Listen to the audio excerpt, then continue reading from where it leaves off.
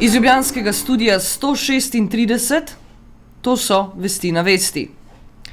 V 58. letu starosti je umrl Janez Drnovšek. Vlada je današnji dan razglasila za dan žalovanja. V žalno knjigo so se v predsedniški palači vpisali številni državljani in domala ves politični vrh. Prvopodpisani predsednik republike Danilo Türk je ob Drnovškovi smrti vsem bližnjim izrekel iskreno sožalje.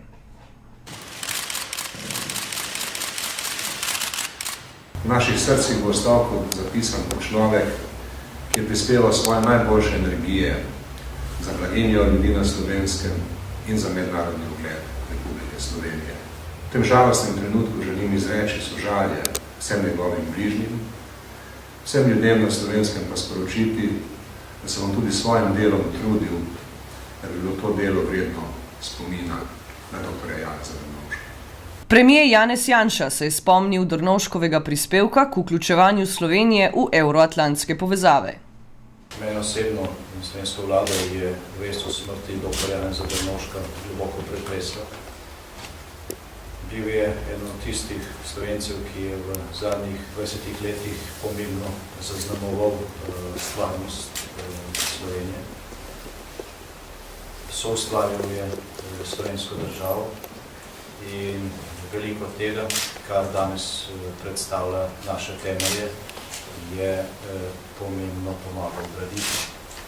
Večina si je v odzivih enotna, da je bil Drnovšek velik državnik. Naše sogovornike smo spraševali, po čem si ga bodo najbolj zapomnili. Vidim, da je visoko dvignil standard resne politike v Sloveniji in da je praktično popeljal Slovenijo do vseh tistih ciljev, ki se jih je zadala ob svojo osamosvojitvi, EU, pa NATO. Verjamem, da njegovo delo bo sigurno inspiracija za vse nas, ki živimo v Sloveniji, za bodočo blaginjo države Slovenije. On je dokazal, da je mogoče v politiki se približati idealu, to je utemeljiti avtoriteto brez strahu, brez oblastne moči, brez groženj. Mene osebno, iskreno rečeno, se je dr. Janez Drnovšek najbolj dotaknil med snemanjem enega intervjuja pri njemu doma na Zapljani. Tema intervjuja je bila pa njegova bolezen in takrat mi je rekel: zame bolezni ni, v moji glavi ne obstaja, izbil sem si jo iz glave. On je bil zgleden pacient. Moram reči to, da si je seveda o svoji bolezni prebral vse in da je bil vsem na tekočem. In v bistvu, da je znal pretehtati in se odločiti pravilno. Tist večer, ko so v Darfurju mame in očetje v begunskem taborišču pel Janez Kranjski, Janez, Janez Kranjski, Janez. V spomin doktorju Janezu Drnovšku, komentar dneva, Denis Sarkić. Ne bom pričel z minuto molka, čeprav ste nazadnje ravno z molkom končali vašo pot na zemlji, gospod predsednik. Odšli ste tiho in brez besed. Te ste nam zapustili že mnogo prej v svojih govorih, intervjujih, knjigah, pogovorih in vseh bližnjih srečanjih. Spominjam se tudi stiskov rok, preko katerih smo se vam navadni državljani malo bolj približali. Prvič sem vam jo stisnil pri 17, pred lovsko kočo v Kočah pri Kočevski reki leta 92 po neki vojaški proslavi. Tudi moja družina se vas je takrat prvič dotaknila. Mami ste bili najbolj pri srcu, veliko ste ji povedali preko vaših knjig. Iskreno vas je imela rada. Kot fotograf na Mladini sem tudi sam rad spremljal vaše življenje, najprej kot predsednika vlade, kasneje kot predsednika Republike Slovenije.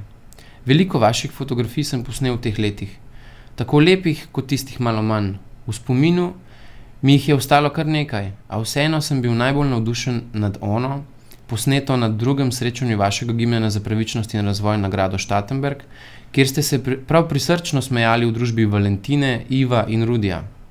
Izžarevali ste radost do življenja. Spomnim se, ko ste prišli na fotografsko srečanje na okih v Čarlija, kakšno veselje ste nam podarili. Včas nam je bilo kramljati in se smejati z vami ob zgodbah fotografij na zidovih. In kaj naj povem še na koncu? Bili ste občudovanja vredni, dr. Drnovšek, bili ste dober politik, za kar smo vam lahko vsi Slovenci in Slovenke ter vsi državljani zelo hvaležni. Zahvaljujem se vam za vse lepe spomine, kot častnemu članu Enookih, kot predsedniku, ki je znal prisluhniti malemu človeku, Kot velikemu državniku pa vam zdaj želim miru, kjerkoli že počivate. Hvala. Zaradi razglasitve neodvisnosti Kosova je na Balkanu še vedno napeto. Bivši kosovski premier Agim Čeku je na obisku v Ljubljani odgovoril na vprašanje predstavnika ruskega veleposlaništva, ki ga je zanimalo, kako bi se kosovske oblasti odzvale v primeru, da bi neodvisnost razglasil del prebivalstva Kosova. We should stay very strongly within the principle no partition, no changing of the borders.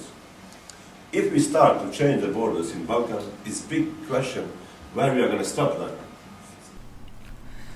Janez Janša ni predlagal zamenjave ministra za okolje Janeza Podobnika, kot je zahtevalo Računsko sodišče, temveč predlaga, da se prej razjasnijo nekateri pravni pomisleki.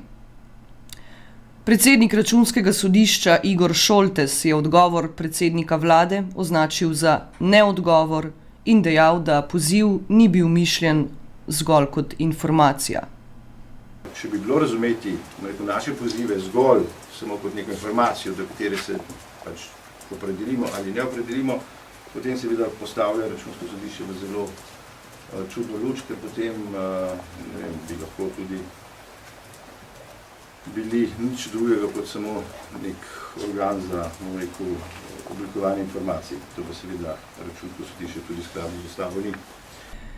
Predstavniki neformalne pobude za etično kulturo so pripravili shod z naslovom Slovenija za Evropsko unijo brez krzna.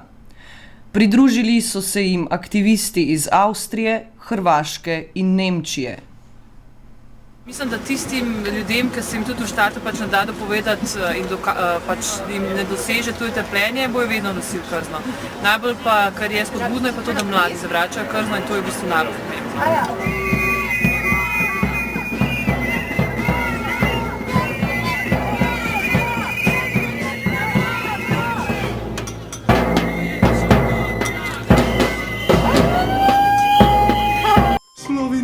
Slovenija, Slovenija, kultura.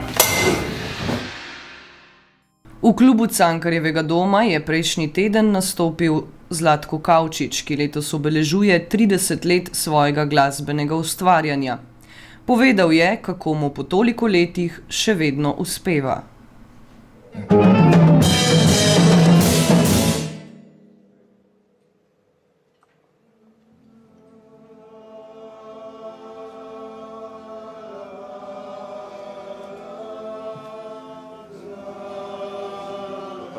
En proces, ki hodiš okoli, iščeš izkušnje, se naučiš cel kup novih informacij. Bistveno je poslušanje glasbe, to je prioriteta, ne pa poslušanje besed, ki nič ne pomenijo. Ker je Igor Bavčar tudi karikaturist, smo ga vprašali, kdaj bomo lahko njegova dela občudovali na razstavi. Mislim, da ni te možnosti. Zakaj pa ne? Zato, ker ne načrtujem nobene razstave in to, kar rišem zase, nimam namena razstavljati, tako da žal ne bo šlo. Orientalska plesalka Manca Pavli Ajša je v pogovoru za Vest spregovorila tudi o svojih učencih. Moški še ne, to se še mi ni zgodilo, ampak mogoče se pa kdaj bo, mislim, jaz ful nimam nič proti temu, zakaj ne bi tudi moški plesali. Na konc koncev na Bližnjem vzhodu tudi moški zelo veliko plešejo orientalski ples, tako da tle ne vidim nobenega problema. Trebušna plesalka pa je nastopila tudi v mariborskem klubu KGB, kjer je svojih 30 let praznoval kantavtor Tadej Vesenjak.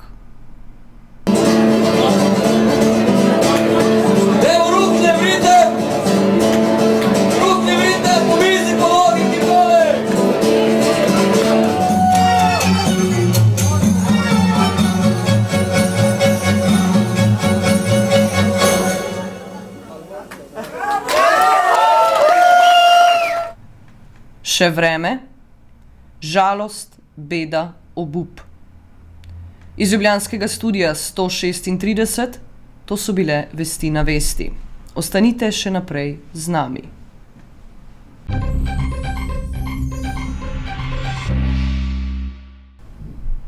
A ima sploh še smisel?